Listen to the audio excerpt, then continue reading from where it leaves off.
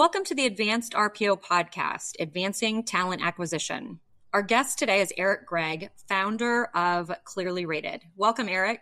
Hi, thank you for having me. Will you tell us a little bit about your background? Yeah, so I came to the customer experience space through the employee experience space. So our topic today is really near and dear to my heart. And I've got about 20 years focused on employee and customer experience, specifically in the professional services space. I founded a company that helps firms measure the client experience, the employee experience in the staffing and recruiting space, also the temporary employee experience, with the goal being that really the best performing organizations have a really clear North Star, which is experience-based. And it's been pretty exciting as you look at kind of how these industries have evolved. I know we'll talk a lot about that and that employee experience and how that impacts and kind of how it ties into that customer, that client experience as well. Yeah. And we love working with ClearlyRated, by the way. So I love it. Well, our topic today is how customer experience impacts the hiring process. So let's dive right in. First, if you would tell us, why does the customer experience even matter in the hiring process? The customer experience matters in the hiring process. And let me start by saying that the bar is actually quite low. Okay. The customer experience that most employees have when going through the hiring process is quite abysmal. And you don't have to have too many friends that are in a job search to really have the anecdotal evidence that the data really supports on this, which is that the power construct holds with whoever's doing the hiring. And so what we see happen is people sort of ignore things that would be really reprehensible, right? If you had 50 customers that were paying customers of yours and they all reached out to get an update on a project you were working on and you didn't respond to any of them, or you told them to expect something in a week and you hadn't even talked to them in 3 weeks as a part of that, you would be out of business, right? The business would fail in that mode. And yet we do this to our job candidates all of the time. And we do it at our own detriment, right? Because my belief is that retention and engagement starts the second that somebody starts to interact with your brand. And so what we really want to do is we really want to architect an experience that we can really adhere to where we are giving people feedback. We are giving people deadlines and milestones that they can move through so that if they're not moving through there, then we will have the ability to really help them out as they go through. And you are so right. It feels very one-sided. It feels very archaic. So like back in the day, when people were interviewing with companies, there was always that power, as you mentioned, where the employer sort of held that power.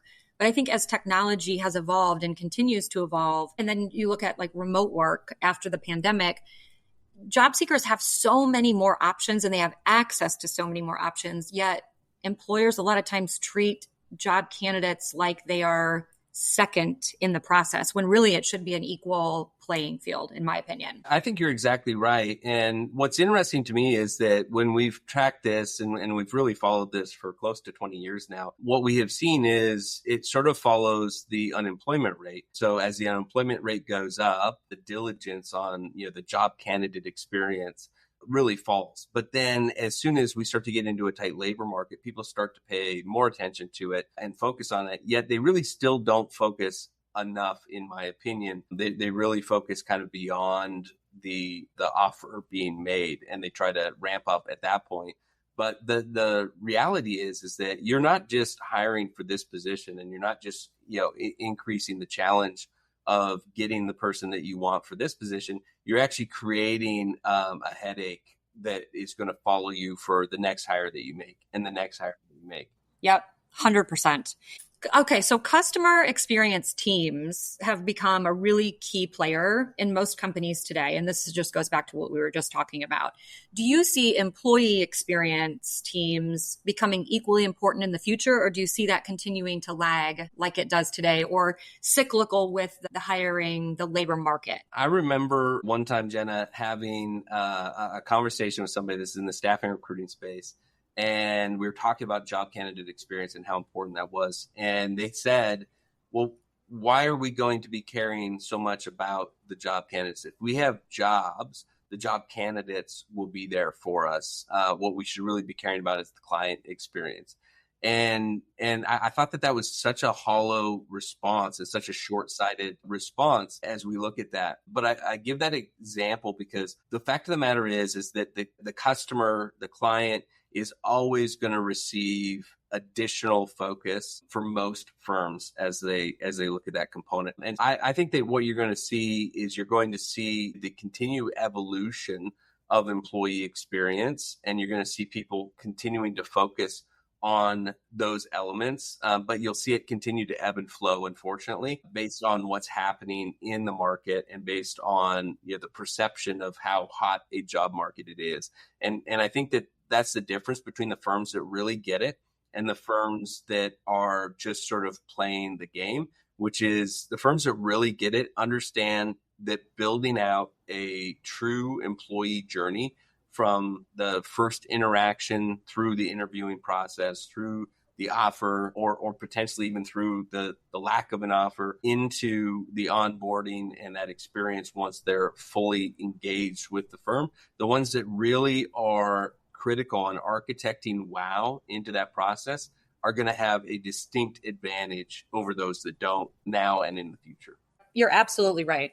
And I think companies look at it a lot of times. If you look at like marketing versus recruitment marketing, you look at how companies advertise to consumers, but there's not really in most companies a lot of thought put into how you are marketing to candidates. And it all ties together. So it's interesting. And I think the cyclical piece of going back and forth, sometimes we'll cater to candidates, sometimes we won't, is just, as you mentioned, it's a very short-sighted decision. And it's something that I talk to clients about a lot. Your strategy should be consistent across the board, no matter what labor market you're in. It's kind of like karma, you get what you give. And so if you're going to give crappy service to candidates 90% of the time, and then when you really need it, you're going to amp that up, you're probably not going to get a very good response because the word is already going to be out in the market that this is how this company treats job seekers. Yeah, you can really tell very early in the process whether somebody talks about employee engagement being important or whether they believe that employee engagement is important.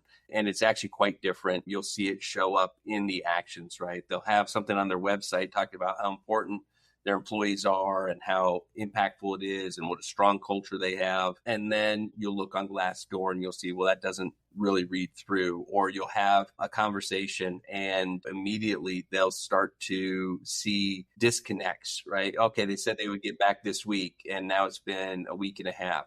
They said to reach out if we had any questions and now I've not heard from anybody. And so that whole experience is pretty terrible. And the job candidates really feel it. We asked in a survey one time, which of the following life events are more stressful than your current job search? And we had things like, that we know are stressful, like having a baby or planning a wedding. And the vast majority of people still said that their current job search was more stressful. And so when you have that kind of stress, like you're looking for somebody to really deliver and you're very keenly aware when they don't. Yes. Yep. And people pay that forward. They're going to talk about that. They're going to talk about good experiences. So companies should really be eating that up, I think. Well, and Jenna, you think back to kind of the evolution of this and 10 years ago, we talked a lot, maybe it's even 15 years ago now, we talked a lot about the employee brand, the employment brand. And the reality is that with the transparency that we get to the experience that customers are having and that employees are having, there's not really an employment brand that differs from the consumer brand, right? Or from the market brand. The two intertwine so significantly. Employees are looking for not just a strong culture, they're looking for how you treat the clients. They're looking for an impact that they're going to be able to have, that they're going to feel proud about the work that they're doing and the purpose that they're delivering on. And if we don't have that, we're going to be fighting for top talent forever, right? Just look at the oil and gas industry. The oil and gas industry has one of the biggest challenges in recruiting, in large part because young people start out with a belief that they don't want to be a part of the oil and gas industry. Now, I'm not saying that that's right, wrong, or otherwise, but that's a massive thing that they have to overcome in their recruiting efforts, and it costs them more because of that. And so everybody else is playing some version of that game, right? They're either getting a benefit and they're getting better talent than what they would otherwise get based on their benefits and pay and positions and things like that, because they really have that purpose built in to their employment engagement, or they're paying a premium because they don't have that. Right.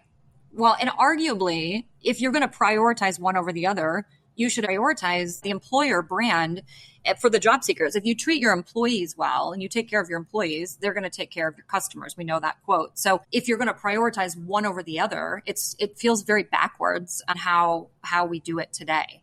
Yeah, I think you're exactly right. One of my mentors in this business, Dan Campbell, founder of Hire Dynamics, he's very clear. He said, look, we always felt like you had to know who really is first. Is it your internal employees? Is it your temporary employees? Or is it your customers? And for us, he said, it's always been our internal employees, because our belief was that one you have to get right to execute on the other two. Absolutely. 100% agree with that. What are your thoughts on candidates being considered consumers of the hiring process? And I ask this because I was talking to someone recently and read this on something that he had posted on LinkedIn, and it really stood out to me as impactful, just consumers of the hiring process. What are your thoughts on that? And do you think companies will start to adapt that? I think that's a really good way to think about it, Jenna, because if you look at how we consume anything else, right, how we go through any other major decision like this, we have access to information through reviews. We have access to where we are in the process, and things happen quickly. We can self-direct, right? The technology's there to allow us to do a lot of it on our own, but we also have off-ramps to be able to get help and coaching, whether it's from a really good recruiter or whether it's within that process, the ability to engage with the company as a part of that. And so I think if we put that lens on it, we'd be sort of appalled, right? That we would be asking our consumers of the hiring process to be going through the type of process that they're going through in a way that we would never expect a customer to actually go through and build a business on that side of it. And so I think that lens, even if you're not able to get true parity between kind of the hiring process and what maybe a buying process would look like for your organization, I think it's a great lens to put across that, because you'll look at things very differently if you do that. I think that makes a lot of sense. Looking at it, would you ask your customer to go through this if they're buying something? So yeah, that's a very clear way for a client or a company to look at that and say, wow, there really is a big difference in how we're doing this. Yeah. And I think you have to think about how you engage people in that mode, right? Because you may be getting a lot of people through that hiring process the way that you have it architected today, but you may still be losing out on that really top tier, A+ talent that's going to be transformational to your organization, because they don't have to go through that. They've got multiple areas that they're looking at and ability to choose to be a part of your process or not. Right. And that's ultimately who companies want, is those A players. How can a company's customer experience be integrated into the overall hiring strategy? So give us some tips, some things that a company could do, quick action items that a company could do to integrate those processes. I think the first thing is expectation setting, right? This is kind of consulting 101. You don't want to have surprises. You want to give people a good view as to what's happening next. And that's really a baseline important aspect on the hiring process as well. The second piece of this is that if you are really building, or you have built, an organization that can consistently deliver remarkable experiences for your customers or your clients, then get credit for that. That's, all else being equal, an employee would much rather come in where they get to work with customers that are thrilled and love them every day, right? Can you imagine, even just like a basic level, can you imagine being customer support for Apple and their products versus being customer support for Xfinity and cable provider and that side? The percentage of times you're talking to somebody that's really angry and really frustrated, that's hard to shake off, right? And if you could be helping people on the margins where they're already having a great experience and they just need a little bit of help, that's going to have a huge impact on your employee satisfaction, your engagement on it. And then the last thing that I'll say on this to be able to integrate that into the overall hiring strategy is you need to understand what delivers outsized positive customer engagement and customer satisfaction. And people will always ask me well, what are the really top performers in customer satisfaction? What do they do differently? Everybody wants there to be 3 bullet points and a magic statement that makes this. The truth is, Jenna, really they just care more. If I look at 2 recruiters, and oftentimes they'll have gone through the same training, same organization, same everything, same leadership. And yet you'll have one that if you talk to the job candidates that go through their process, they're thrilled. And you talk to another one and they're so frustrated as a part of it. And it's, same training, same technology, same process, same everything. The difference is that recruiter number one just cares more. That's such a great point. And you can't fake that. You can't fake caring. So you can tell someone, you can say that, it's the company that cares more, the individual that cares more. You just can't fake it. People can see right through that. Well, this is awesome. So I have one last question for you. I like to end every podcast with the same question for every guest. And this does not have to be about this topic specifically, but I love everybody's different perspectives on career tips. So if you give one piece of advice or one career tip to our audience, what would it be? If you are strongly considering two positions and one pays significantly more than the other one, take the one that pays less. And that sounds a little bit counter, right, to most advice that you've had. But everything societally tells us that we need to maximize our pay and that our worth is tied to our pay. And so if you find yourself really excited about two different positions and one of them has dramatically lower pay, oftentimes the mere fact that that one's even in consideration means that that's actually the one that you're more excited about. If the pay was equal, you would take that one in a heartbeat and never look back on it.